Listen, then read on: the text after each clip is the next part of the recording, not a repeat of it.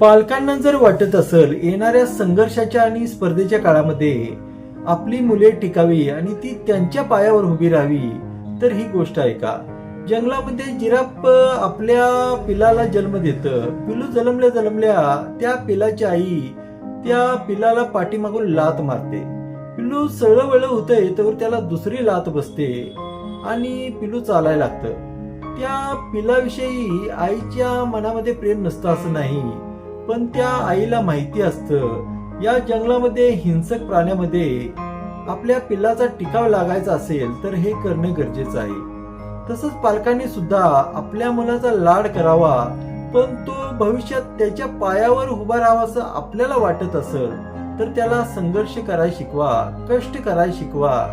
कोणतंही काम करताना त्याला लाज वाटली नाही पाहिजे. प्रत्येक गोष्टीची किंमत ही त्याला समजली पाहिजे.